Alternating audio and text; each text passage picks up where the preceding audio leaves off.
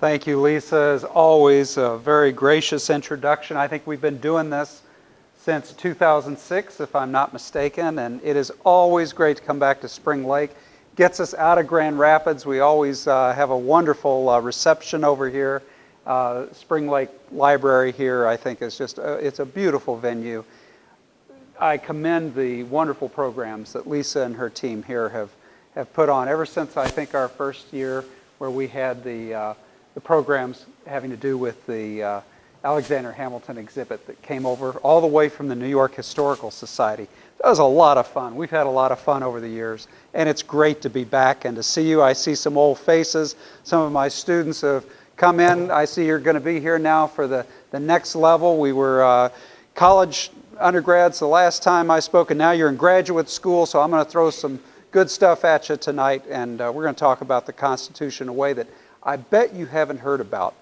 It's a real pleasure to be able to talk about a subject that's near and dear to my heart with a group of people who are readers and informed and interested and are here. So thank you very much.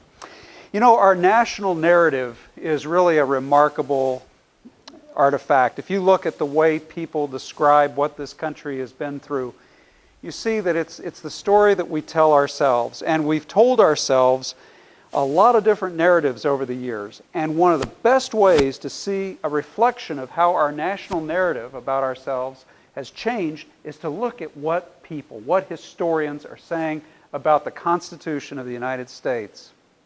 The way I read history, I think there have been 5 rewrites of our national narrative. Of course, you had people who were already writing what the narrative would be. John Adams, who was so fearful that he was going to be cheated by posterity, wrote one narrative about the Constitutional Convention, which he did not attend, but that he contributed to because he had already written about constitutions, and he wrote the first and well, let's just call it the extant Constitution, the Constitution that still exists today, the oldest extant Constitution in the world. Do you know what it is? Massachusetts. Oh, you're good. And she was not a plant.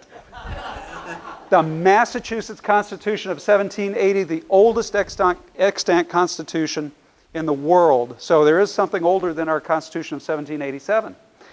So we had a lot of constitutional thought as each of the legislatures in the respective states, those 13 states, were doing their own constitutional thinking. So we're really fortunate that we had a body of experienced, thoughtful people who were already creating the original narrative about what they did when they were founding this country. But it was rewritten, again, as I say, by my count, about 5 times. The first rewrite comes when Abraham Lincoln is a young man. So the 1820s, 1830s, you see it emerge. Lincoln's generation thought that there was a group of titans at the founding. They were. As Thomas Jefferson called them, they were an assembly of demigods. Jefferson writes this from Paris because, you see, he's not at the Constitutional Convention of 1787 either. He writes, he looks from Paris and he says, "You are an assembly of demigods getting together." Well, Lincoln takes that almost to an absurd extreme, and he says, there is no way my generation, he's born in 1809, Washington's been dead 10 years, there's no way my generation can rise to the level of these Olympians. He called them, in one of his most famous speeches, a speech from 1837, the Lyceum speech. This is a speech historians have gone through and unpacked because they see in it already as a 28-year-old man who might be heading for the presidency. Already as a 28-year-old. There's a lot of evidence of his ambition and his worries about the country, because he says in that speech, this Lyceum speech, he says, this is in the Romantic age, this is in an age of Napoleon and when people want to be great, when men want wars to fight. And there's not really been a heroic fight for his generation. And so he sets it up in this speech, the Lyceum speech, to say, you know, we will fall short of the founders unless we are severely tested. Does this not sound like anticipating the Civil War? This is what a lot of historians have tried to unpack out of this speech. But the point was, and the point for our purposes, in this first great rewrite of the American founding and the Constitution, this generation of young men felt inadequate. They weren't the Titans, the Olympians. What were they going to do great on the world stage? In fact, Lincoln, with some reservation, says at the end, perhaps the best we can do is revere the Constitution and obey its laws. That's a note of resignation. And the man who's later going to lead the North in the Great War that this country is tested by. So that's one rewrite of the Constitution and the Convention that we will never measure up. A second rewrite comes a little bit later, after the Civil War and after Reconstruction. Because the country has been torn apart, and what's the need? It's a need very similar to what Gerald Ford said. We have to knit ourselves back together. We have to pull the sections, the North, the South, and the West. We have to pull them back together. And so a generation of writers at that time emphasized a great national story. If the first rewrite of the Constitution is about great men, this second rewrite of the Constitution is about a great nation that withstood its traumatic test on the battlefield, survived it, and went on to a new birth of freedom, as Abraham Lincoln puts it. So this second rewrite emphasizes our national story, downplays the debates over slavery at the Constitutional Convention by saying, you know, we had people from sections from the North, the South, the West. They all came together for the sake of a great nation and laid the groundwork. Then there was a third rewrite that comes along when you have the so-called progressive era at the end of the 19th century, the beginning of the 20th century. And in the progressive era, people's attitude is very much that we've outgrown the Constitution. The Constitution was made for an era before the Industrial Revolution. The Industrial Revolution changes everything. It's considered, I teach world history, it's considered the second greatest revolution humankind has ever been through after the Neolithic agricultural revolution, which makes possible a sedentary way of life all of a sudden. Revolutionary. It's why we can sit down and eat cereal in the morning. But the reason we were able to drive cars and be in a heated room and have specifications, all of our comforts in here, that's the Industrial Revolution. Second greatest revolution that's ever impacted us. And out of this came a very intense class warfare. And a book came along in 1913 written by Charles Beard, an economic interpretation of the Constitution of the United States. And boy, did Beard skewer the founders. He said they were all just interested in keeping their wealth. It was class warfare. They were afraid of the masses, the middling sort, and also the democracy that was unleashed in 1776. So the reactionary phase of the Constitution, of the founding, comes with the Constitutional Convention, where they put all these curbs up to protect men of property. And notice I'm using the sexist, very definitely, men in this, because women are not voting yet. Women are not having the impact on our public discourse yet that they later will.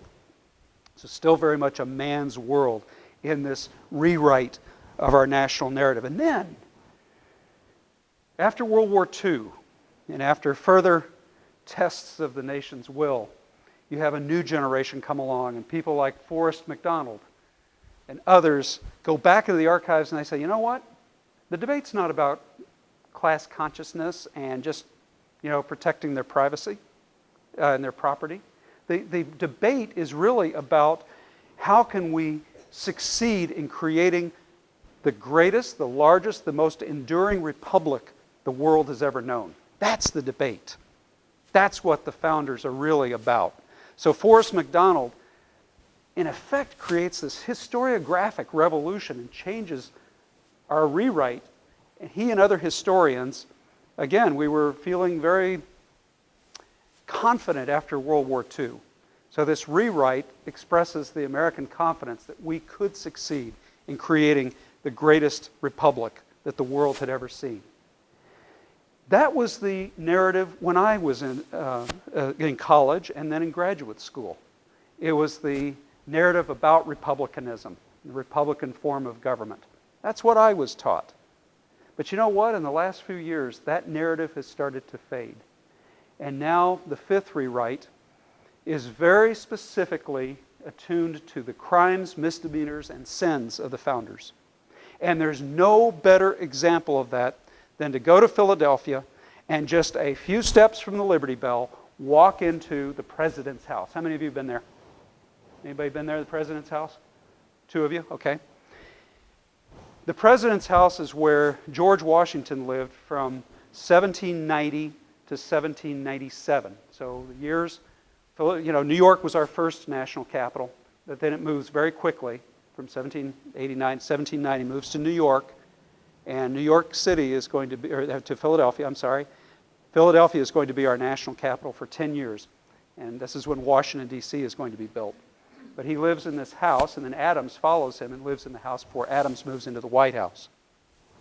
So just a few steps from the Liberty Bell, you have the President's house that archaeologists have been uncovering, and basically the narrative of the President's house is that it was the prison of 9 slaves.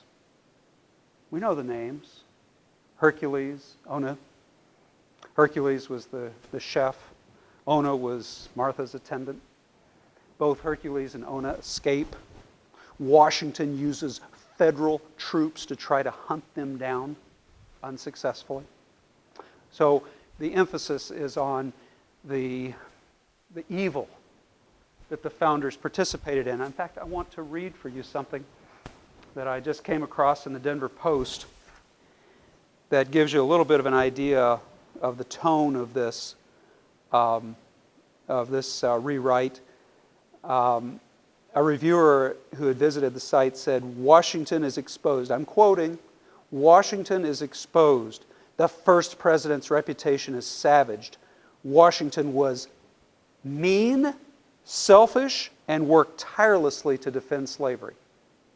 That's the current narrative about the Constitution as a document which instantiates slavery without ever mentioning the word.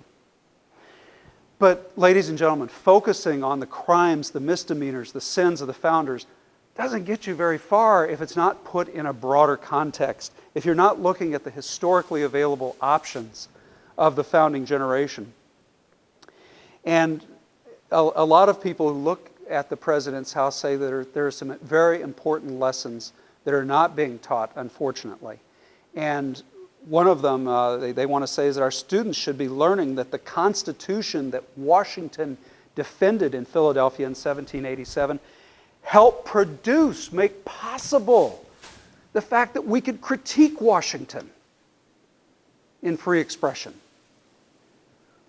The students who go through the President's house and learn what a lousy man Washington was should celebrate the fact that they'll have the freedom to pursue happiness as they wish, to ask tough questions as they wish, fearlessly. They can ask questions, they can put questions to the founders and not land in jail. In the context of world history, this is a remarkable thing. The students who are taking advantage of their tour of the President's house there in Philadelphia hopefully will learn also about Washington, that he believed in freedom of expression, and that all of the pop culture icons that they follow, who are singing about killing cops and having indiscriminate sex, all protected by the Constitution. And so the students are not coming away with a big enough picture, a liberal enough appreciation of what Washington was fighting for. And not in the specifics. I'm not saying that Washington was fighting for, Chris Brown or some of the rappers, the hip-hop. But the idea that human happiness is intrinsically related to our ability to express ourselves in public discourse. This is what he fought for. Every year, the National Constitution Center conducts surveys. If you go to Philadelphia, did you see the National Constitution Center while you were there by chance? The National Constitution Center is a remarkable institution, built largely with Michigan money. The DeVosses gave a huge donation. In fact, when you go upstairs, you see DeVos Hall. But it is a It is an institution that's dedicated to knowledge of the Constitution. It does a great job telling its story. A couple of my buddies are program officers there. It's a fun building to visit. They have wonderful programming. But one of the things that they do at the National Constitution Center is put out a survey every year. And they ask different people what they think of the Constitution, what they know about it. And they try to tie it into public events. But recently, there was a survey that asked teenagers to compare their knowledge of the Constitution with their knowledge of their culture, pop culture. 3/5 of the teenagers surveyed, ages 13 to 17, knew the names of the Three Stooges, but only 2/5 could name the 3 branches of government. Is that not pathetic? 3/4 know which city has the zip code 90210, but only 1/4 know the city in which the Constitution was written. 4/5 can tell you how many members various popular rock bands can have, but only 1/5 can tell you how many U.S. senators currently serve on Capitol Hill after the admission of Alaska and Hawaii. This goes on and on. Go to the NCS or ncc.org and go look at the surveys yourself. It is humorous in sort of a terrible sort of way, but it's also very sad. Our students aren't getting the message. But boy, do they know everything about the sins when they go to the president's house on a big yellow school bus, get out and they go, they can tell you that. But they don't know some of the big answers to the questions about the Constitution and our way of life. And looking at the results of the survey, a Penn professor, Dr. Richard Beeman, teaches early American history at Penn, opined that our system of Republican government, quote, came with no guarantees, not in 1787 and not in 2011. They knew that the new republic would require active, informed citizen involvement to preserve, protect, and defend it. The title of my talk, The Untold Story of the Constitution. Maybe the untold story of our Constitution is precisely that it is no longer being told. And that should shock us and sadden us. We've got to get this message across to our children. Teachers have to be inspired to teach it because children may be only 25% of our population, but ladies and gentlemen, they're 100% of our future. So, what do I encourage students to learn about when I teach the Constitution? Well, let me walk you through just a few things. First of all, I try to draw them into a very human story. It is true. I mean, these are very flawed human beings. They had illegitimate children. Benjamin Franklin. They were alcoholics. Luther Martin, who teachers like to call Luther Martini. They were adulterers. Alexander Hamilton came close to being shown to have been bribable as Treasury Secretary. Gouverneur Morris. Anybody know about Gouverneur Morris and his peg leg? And how he lost his leg? He used to say is because he just got run over by a carriage, but he didn't tell what happened right before he was getting in the carriage. He was being chased out of his mistress's house by the husband who came and discovered them. And about half his leg was severed on the way out the window and the other half then in the carriage. And that's why Gouverneur Morris shows up at the Constitutional Convention with a peg leg. These are real human beings. It's true, Washington was very strict with his slaves. These are human beings who have their flaws. But if you can draw them into the human story, because let's face it, what else is there? Ultimately, the story of the Constitutional Convention is a story about us and people who are flawed. And my thesis has always been as a teacher, we don't want these people on a marble statue. If they're on a marble statue, if they're on Mount Olympus, they seem inaccessible, too remote for us. But if you say to students, look, with their flaws and all, they did great things. You have no excuse. You have flaws and all. But you have no excuse not to go for whatever you think is right and use our system of government to do your duty.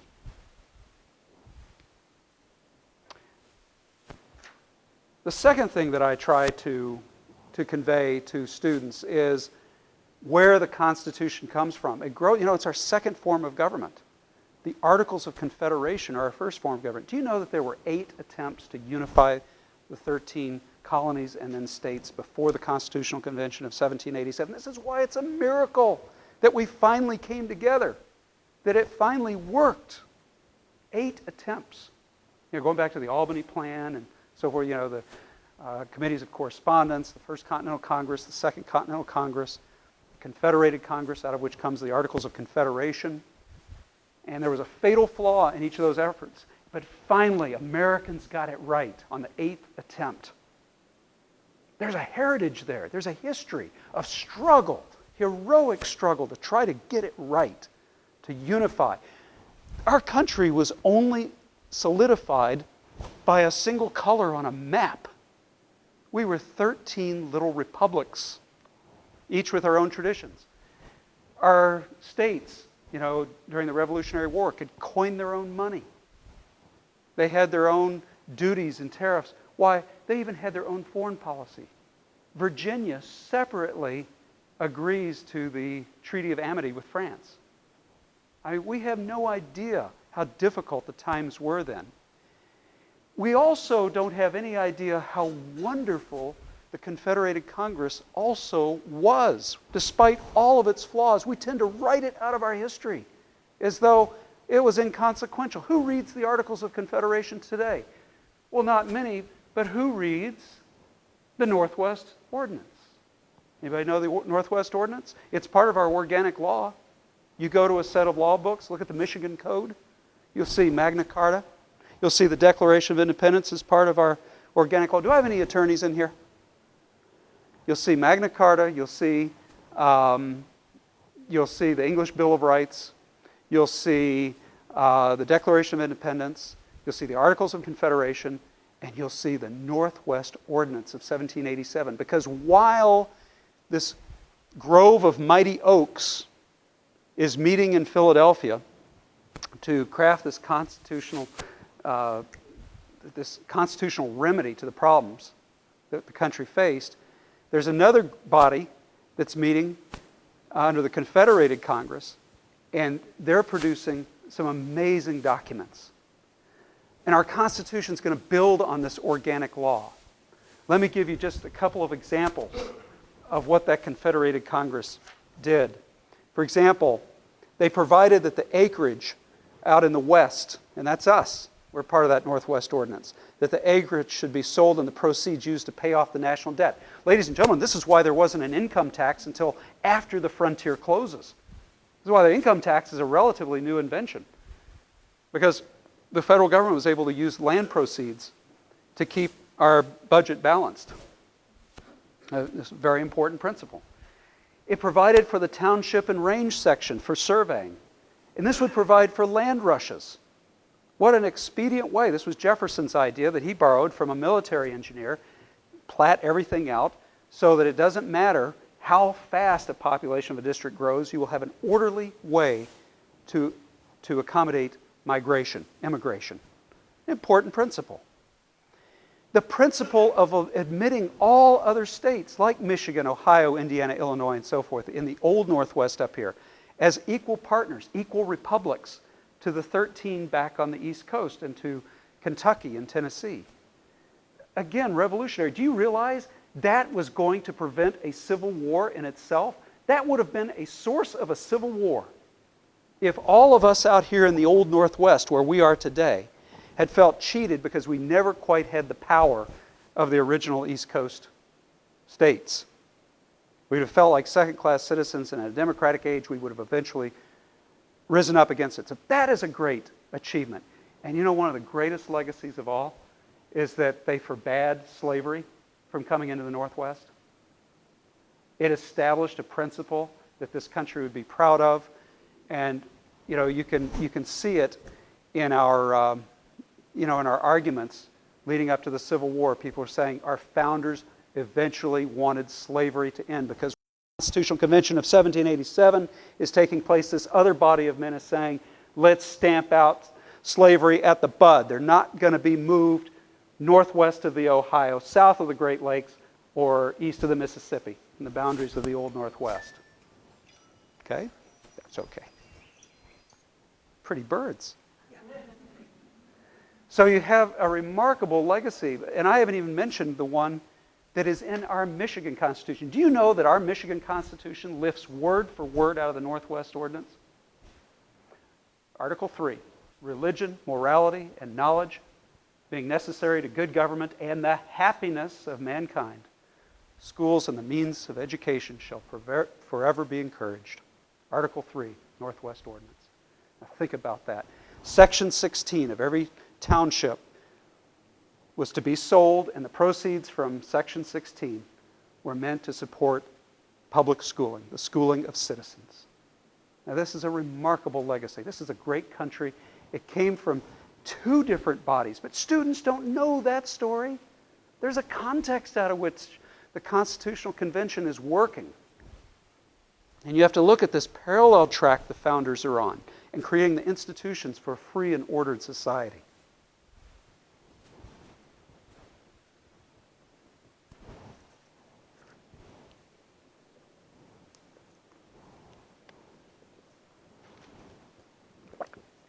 Well, let's turn to the Constitutional Convention itself, just very briefly, because we don't have time to go through all the issues. But, of course, ladies and gentlemen, it was an extra-constitutional gathering. It was not legal. The delegates were given instructions to meet to revise the Articles of Confederation.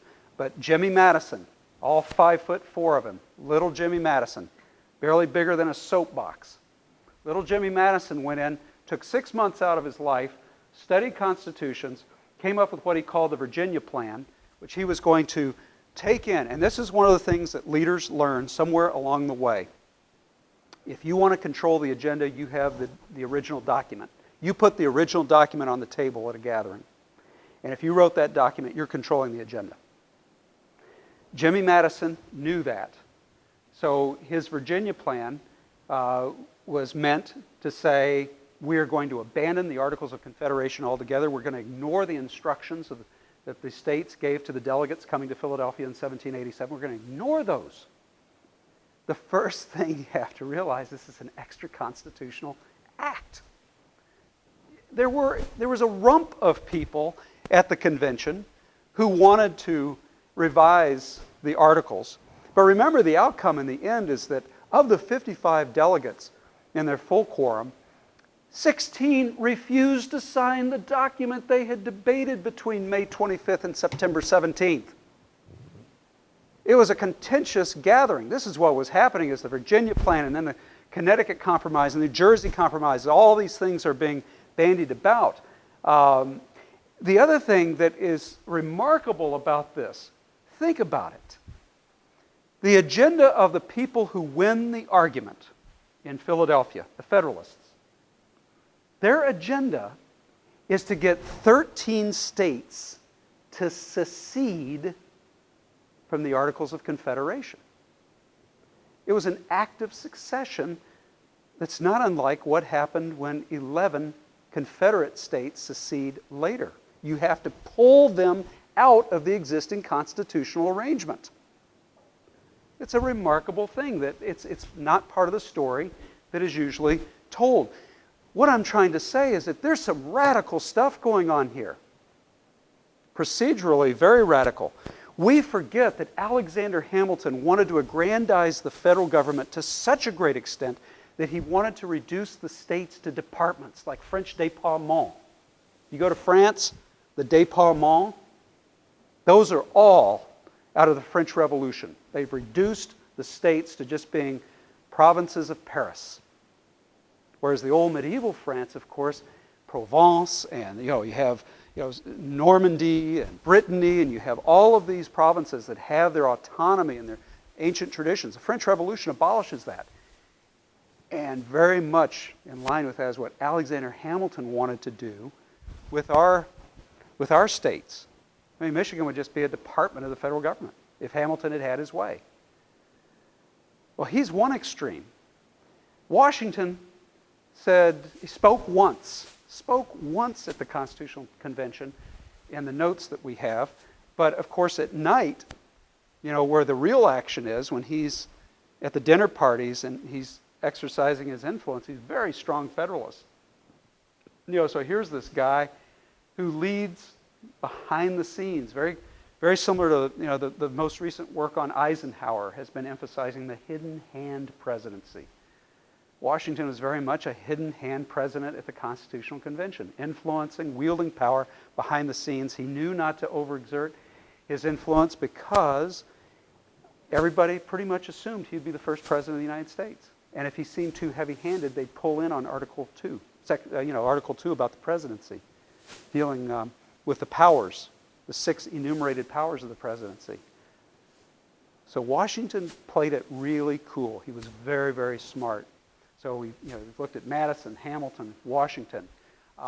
You had people like Gouverneur Morris, who would go on to write the Preamble of the Constitution, stylistically one of the most perfect statements of political philosophy in 52 words ever made. And I'll tell you why in just a moment. The debate over slavery almost ends any agreement that they had. South Carolina in particular was about to walk out of the convention. Rhode Island never shows up. They smelled a rat from the get-go. That's why they're called Rogue Island, because there were only 12 states at the convention. A lot of dramas, a lot of very interesting things that we deal with. But here's the takeaway for me. When I go back and I look at Max Ferrand's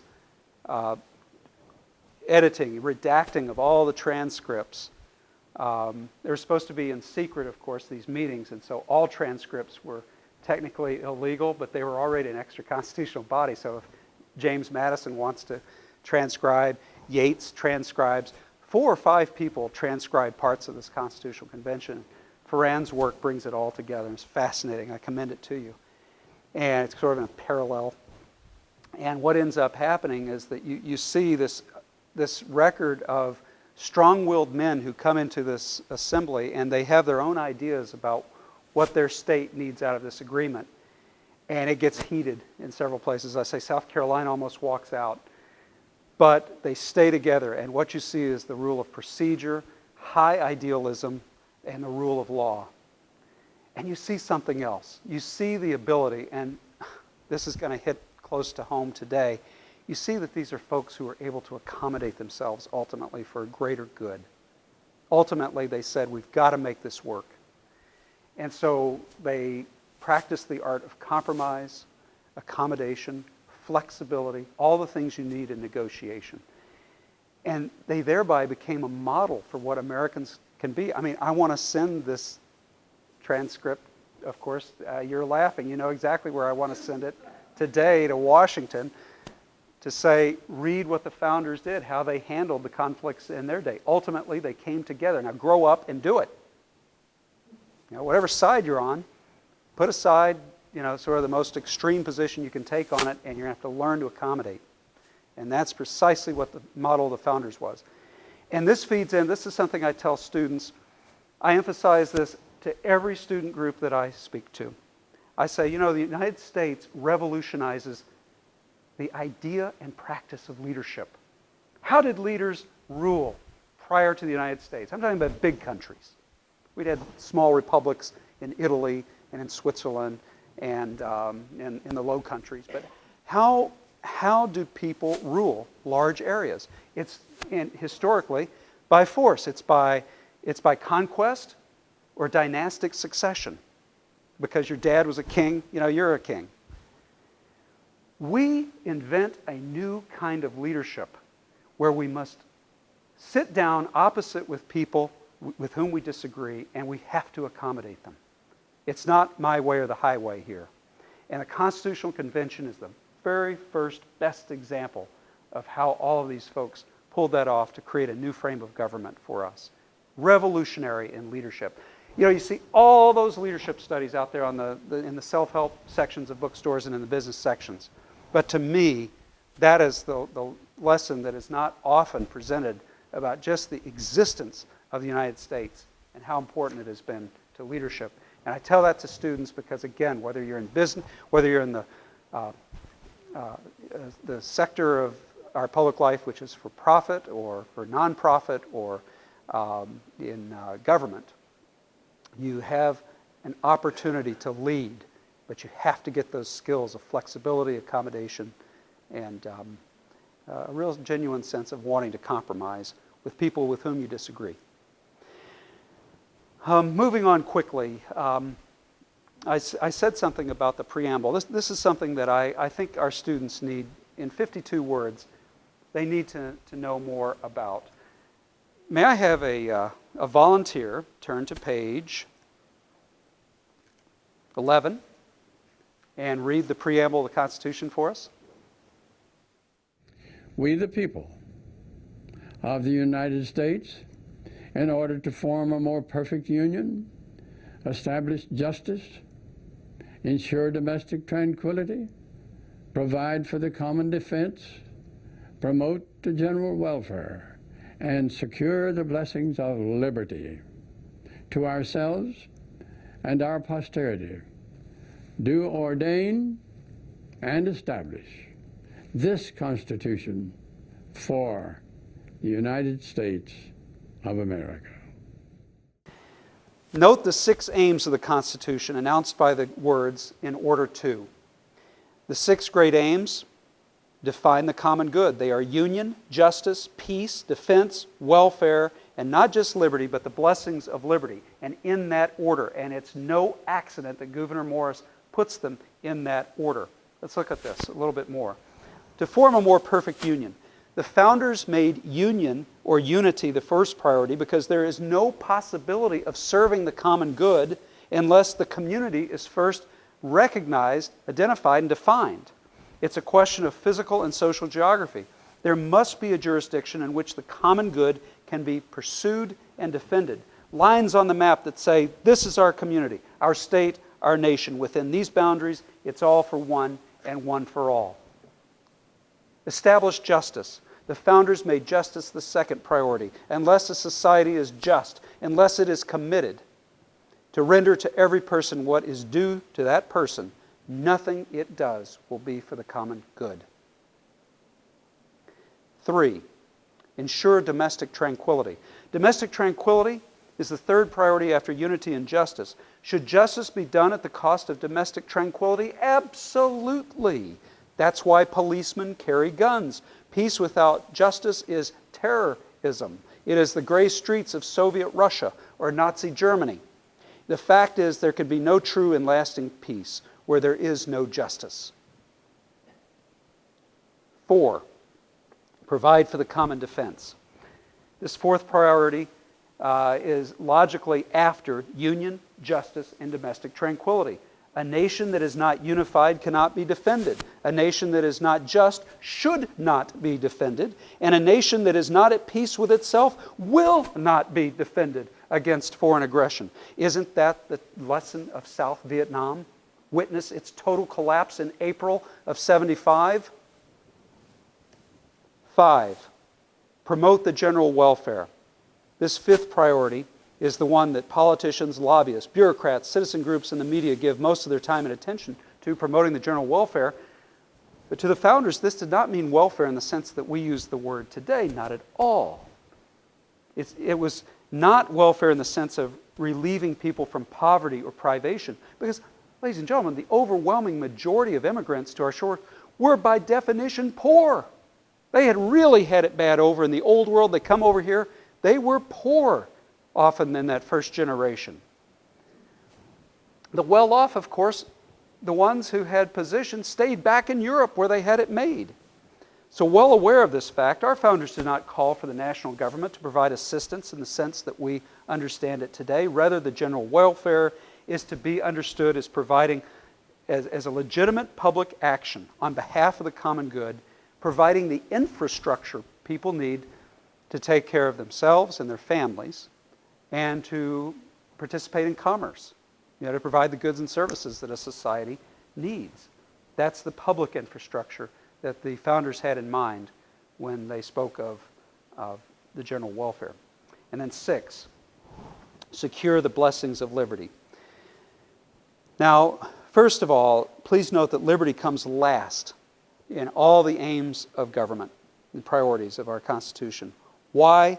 Because the other aims, union, justice, peace, defense, and the general welfare, must be realized to some degree before a people can enjoy true liberty. Isn't this what we've learned in Vietnam and in Iraq and in Afghanistan? You can't just FedEx our Constitution to another people and say, set it up, do it. You have to have the structure of these things before liberty can be enjoyed. I think our founders knew that liberty is a fragile achievement of civilization, hard won and easily lost. What's the result? This is the fifth thing that I want my students to know about. What's the result of this Constitution? Well, if you go back to 1787, to say September 17th, the day the document is signed, it wouldn't have appeared very promising because 16 of the 55 delegates would not even sign the document. We really started the party system at that point between the Federalists and the Anti-Federalists who fought each other on paper. Yet, ratification would occur. There would be a resort to debate and not to arms. And this is a remarkable thing in the modern world. It's exceptional. The founders realized that the document that they had contended with was a flawed document. Washington, Franklin, Jefferson all said, it's flawed, but we should support it because it's probably the best that we can do. And also, this document has stood the test of time in our young republic. We still, as nations go, Egypt was 3,000 years old even before Christ. China, 4,000 years ago before it ended the dynastic system in 1911. There have been a lot of civilizations around a long time. The Roman Republic was around 500 years. Venice, as a republic, was over 800, 900 years. We are a young republic. But look at what this Constitution has enabled us to survive. We have been able to reinvent ourselves after a civil war in which 626,000 men died. We were able to reinvent ourselves with that new birth of freedom. We were able to reinvent ourselves after the Industrial Revolution. If you look at the impact of the Industrial Revolution abroad, it helped topple nation after nation, monarchy after monarchy. World War I alone, you saw the disappearance from the face of the earth of 4 monarchs. We didn't go through something similar when we industrialized and we were participating in fighting wars. So you have that ability to reinvent yourself in World War I, and then if you use Churchill's famous expression, World War I really is part of a 30 years war. It includes World War II because so many issues were left unsolved in World War I. And you see that we were the only country to come out of World War II stronger than when we went in it. Every other country that fought World War II was weakened by that war. We came out better in terms of our economic capability, our moral suasion, our political power. Again, a remarkable thing that very few Americans are aware of. This country has this elasticity. It has this ability to reinvent itself. And this is my final point, because we have what Russell Kirk and others have called an unwritten Constitution. It's our unwritten Constitution that might be the most important part of the untold story of the Constitution. What's an unwritten Constitution? It's the habits of our heart, the civic habits. It's the fair play that we show others. It's precisely our ability to accommodate differences and to be flexible and to negotiate in good faith and compromise so that there is a channel for our differences and we don't resort to arms. We don't go, if you read French history, if you read the history of Vienna, it's to the barricades with every problem. There's such contention in those societies. We've been able to avoid so much of that contention through the habits of our heart, through our unwritten Constitution, a people who enjoy liberty. And even though we may not be able to recite the preamble of the Constitution as Gouverneur Morris wrote it, we do have an intuitive grasp as Americans that things have to be in place for liberty to flourish. You don't start with liberty. You have to have justice and you have to have domestic tranquility and the other aims first. Then liberty will flourish. And the founders got that point right, and we, I think, intuitively understand that. I think our polls show it when we talk about whether we should be involved in nation building. Not to politicize a talk like this, but I'm just reciting some of the polls that you see. Should we be nation building abroad? A lot of Americans are skeptical of that. I think we intuitively understand what Gouverneur Morris and 54 other founders were trying to get at in their debates. Okay? So for all those reasons, I think there's a great wealth of insight in the untold story of the Constitution, in the ways that we continue to use that document as a basis for structuring our liberty and understanding what our national purpose is about and the rights that we have. And I want to end on this one note. You know, the founders, the first time I read Ferrand's transcript of what happened at the Constitutional Convention, I was struck by the extent to which our founders talked about national happiness. Who talks about that nowadays? A nation's happiness. But they had some very specific things in mind.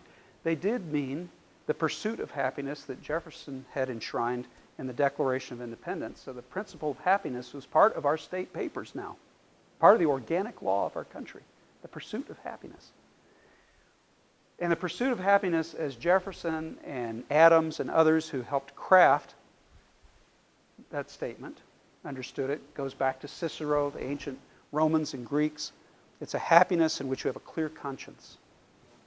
You cannot be happy if you have a bad conscience. You have to be able to have the freedom to do the right thing. John Adams defined freedom as the ability to do what we know we ought to do. That's what's imperative as individuals. There's an ethical, a virtuous component. Virtue is indistinguishable from private happiness.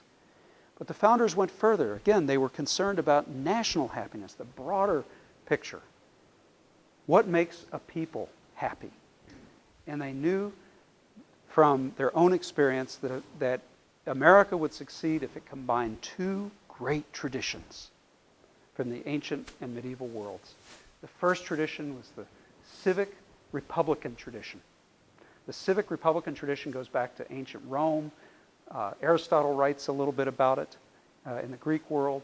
And basically the civic republican tradition says this is what we owe others, our family, our larger family in this polity, however you define it. Ancient Athens, ancient Rome, United States of America. These are your duties to others, and don't you ever forget them. The other ancient tradition, the old tradition, is the natural rights tradition that came out of the late Middle Ages. And it was more concerned with what the community, what the polity owed us as individuals. And so we had certain inalienable rights, life, liberty, the pursuit of happiness, or in Locke's term, property. And don't you dare forget it, government. Don't you dare forget it, sovereign. And this is why we had an American Revolution, because we made the case that King George III was the true revolutionary. We made the case that he had abandoned the natural rights tradition. And he had violated our natural rights. And so we had an obligation to posterity and to our children to get out of that bond. So the American Revolution took place. We won the debate here at home, and we fought a war, and we succeeded in breaking free of the British Empire. But in this discussion of happiness at the Constitutional Convention, they're bringing together these two traditions of rights and duties, and they understood the balance for a happy people. We will not be happy if we're obsessed with our duties. That's totalitarian. We will not be happy if we're obsessed with our own individual rights. That's narcissistic and leads nowhere. There has to be a balance in our public life. And that's what the founders understood. And that's the true gift of our unwritten Constitution, the story that's not told about the Constitution of the United States of America. Thank you.